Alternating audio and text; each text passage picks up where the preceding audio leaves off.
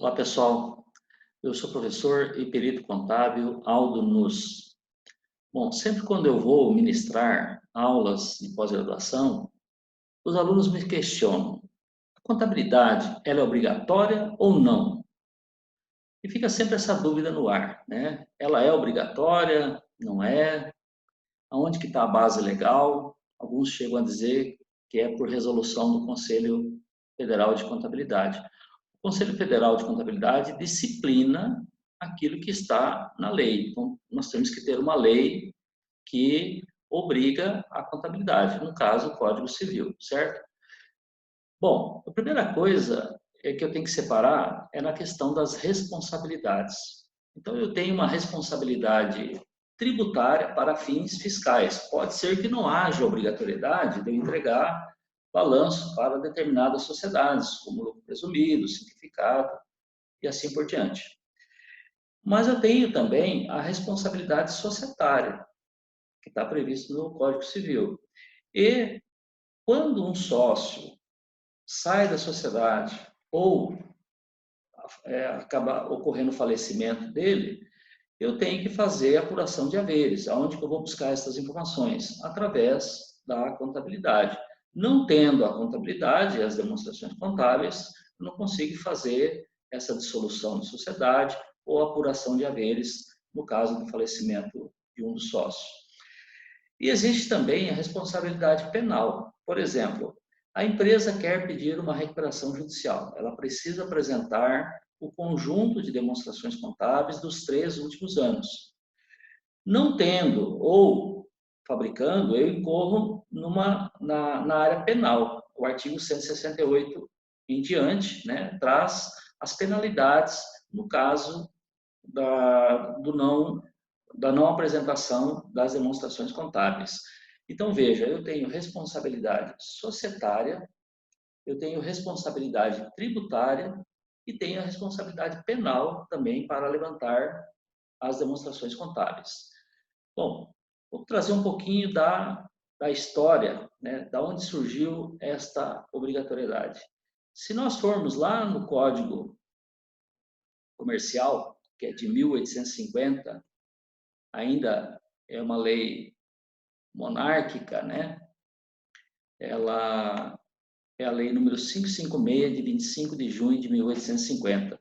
Esse Código Comercial, ele ainda está em vigor a partir dos artigos 457 em diante. Do artigo 1º até o 456, que trata do Código Comercial, ele foi totalmente revogado pelo Código Civil, que é a Lei 10.406 de 2002, juntamente com o antigo Código Civil de 1916. Então, do artigo 457, ele trata do comércio marítimo, mas o Código Comercial ele foi todo revogado. E a gente tem aqui, né, no artigo 10º, que todos os comerciantes são obrigados a seguir uma ordem uniforme de contabilidade e escrituração e a ter os livros para esses fins necessários. E também registrar na junta comercial. Então, lá no Código Comercial, atribuía esta obrigação, que veio para o Código Civil, artigo 1179, né? Vamos pegar aqui o artigo 1179, fala o seguinte, que o empresário e a sociedade empresária são obrigados a seguir um sistema de contabilidade, mecanizado ou não, com base na escrituração uniforme dos seus livros, em correspondência com a documentação respectiva, e a levantar o balanço patrimonial e o de resultado econômico. Fala que é resultado econômico porque a DRE ela não é resultado financeiro, ela me dá resultado econômico. O lucro, normalmente, nem sempre está no caixa da empresa, ele pode estar no estoque, em outro lugar, por isso que dá-se o nome de resultado econômico e não resultado financeiro. Se fosse resultado financeiro, o dinheiro do lucro estaria todo no caixa, nem sempre está. Bom, no parágrafo 2º do mesmo artigo aqui, ele fala, é dispensado das exigências desse artigo o pequeno empresário a que se refere o artigo 970. Então, se a gente for lá no artigo 970, a lei assegurará tratamento favorecido, diferenciado e simplificado ao empresário rural e ao pequeno empresário, quanto à inscrição e aos efeitos aí decorrentes. Então, ela fez aqui uma referência e diz que vai ter um tratamento diferenciado, né, para o pequeno empresário. Bom, quando a gente vai lá na Lei Complementar 123, que trata do simples, né, ele vem dispor o que é esse artigo 970. Só que antes dessa Lei Complementar 123/06, vamos olhar aqui o que fala a Constituição no artigo 146. Ele fala que cabe a lei complementar. Então, por lei complementar, deveria de se ter aqui, no inciso 3º, a linha C, definição de tratamento diferenciado e favorecido para as microempresas e para as empresas de pequeno porte, inclusive regimes especiais ou simplificados, no caso, o imposto previsto no artigo 155, inciso 2º, das contribuições previstas no artigo 195. Então, ele disse, ó, a lei complementar é que vai definir a questão do tratamento diferenciado. No artigo 170 da Constituição, ele trata aqui, de novo, né, no inciso 9 aqui, tratamento favorecido para as empresas de pequeno porte constituídas sob as leis brasileiras que tenham sua sede de administração no país. No artigo 179 da Constituição, diz: a União, os Estados e o Distrito Federal e os municípios dispensarão às microempresas, empresas de pequeno porte, assim definidas em lei, tratamento jurídico diferenciado, visando a incentivá-las pela simplificação de suas obrigações administrativas, tributárias, previdenciárias e creditícias, ou pela eliminação ou redução dessas por meio de lei. Então, a Constituição Federal disse que teria tratamento diferenciado. Na Lei Complementar 123/06, no artigo 68, ela vem dizer para nós quem são aqueles que vão ter tratamento diferenciado e que não precisaria de fazer a contabilidade. Considera-se pequeno empresário aquele disposto no artigo 970, aquele do Código Civil, e o artigo 1179, que trata da obrigatoriedade também do Código Civil. O empresário individual, caracterizado como microempresa, na forma desta lei complementar, que ofira receita bruta anual até o limite previsto no parágrafo 1º do artigo 18A. Ou seja, está dispensado da contabilidade apenas aqui o previsto no artigo 18A. Ou seja, o MEI está dispensado de se fazer a contabilidade. No demais, todas as empresas são obrigadas a manter um sistema de escrituração. Elas estão obrigadas. Isso está aqui no artigo 1179 do Código Civil.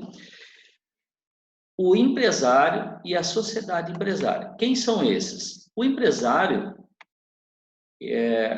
antigamente se dava o nome de firma individual, hoje é empresário individual, né? Ele pode ser o EIRELI ou a firma individual. Agora, empresário individual, certo? E a sociedade empresária, que a gente tem a limitada, a comandita simples, a comandita por ações ou as SA. Então, todas essas sociedades e todos esses tipos de sociedade e o empresário, eles são obrigados. Ela não dá a oportunidade de fazer ou não, apenas dá a obrigatoriedade.